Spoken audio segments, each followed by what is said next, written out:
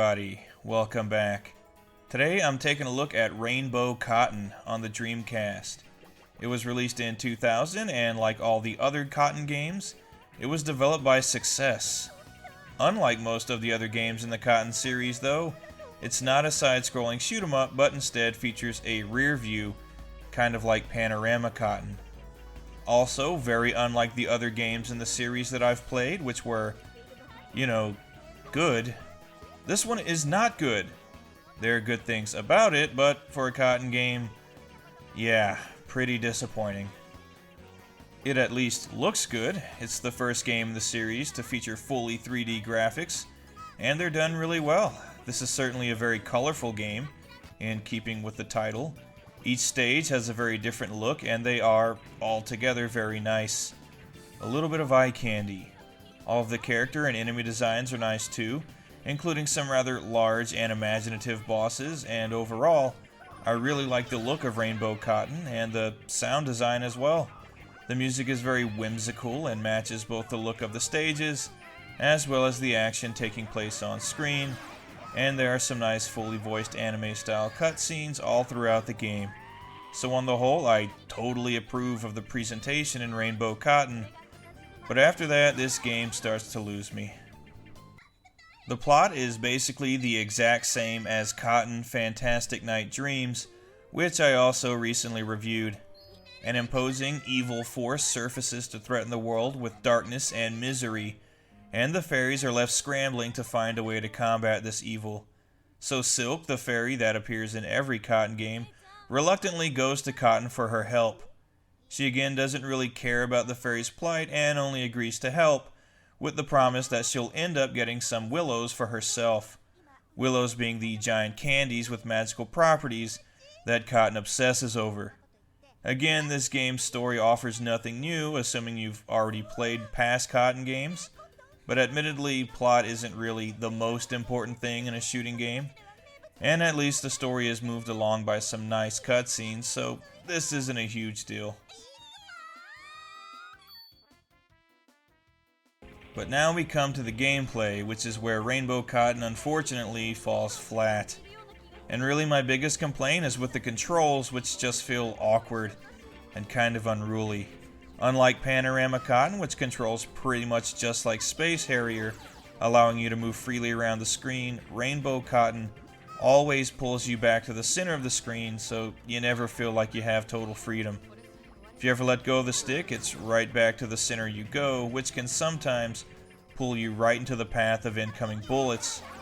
Also, because Cotton is such a large target in this game, it not only becomes easier to get hit, but it also makes it harder to see your reticle, and for whatever reason it feels damn hard to hit anything in this game.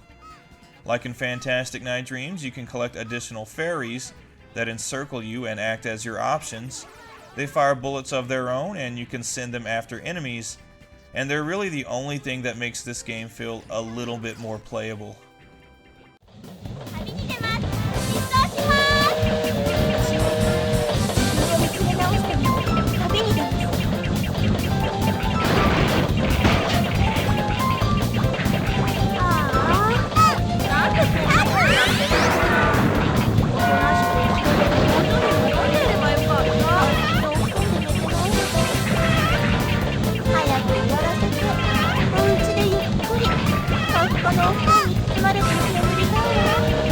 Also, as per usual, you can collect multicolored crystals that allow you to use some powerful magic attacks, but as I said earlier, aiming is pretty imprecise in this game, and that includes some of these magic attacks.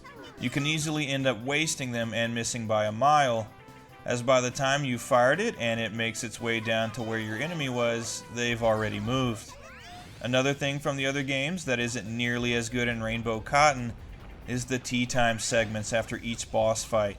Instead of falling down from the top of the screen, the cups of tea fly at you from the background to the foreground, and the odd perspective makes it really hard to actually collect them. Some of them are actually impossible to get as they end up at the very edge of the screen, somewhere that Cotton won't fit, and on the whole, these segments are more than anything just frustrating. Also, there are no checkpoints in this game, so if you die, Regardless of how far into the level you are, you're sent all the way back to the beginning, which, considering the length of some of the levels in this game, can be infuriating. If you're wondering why all the footage in this review was from the first 3 levels, well, there you go. All things considered, the gameplay in Rainbow Cotton is just meh. Its controls are a bit poop. The perspective makes it hard to even see where you're shooting half the time, or what's shooting you, and the lack of checkpoints gets really annoying. Worse yet, this game, like pretty much every other Cotton game, demands a pretty high price online, and unless you're hell-bent on collecting all of the games in the series, it's not worth the money. While it may be a good-looking, good-sounding, and dare I say charming game, there are way better shooters on the Dreamcast that actually are worth what people are charging for them. So do yourself a favor, go for one of those and pass on Rainbow Cotton.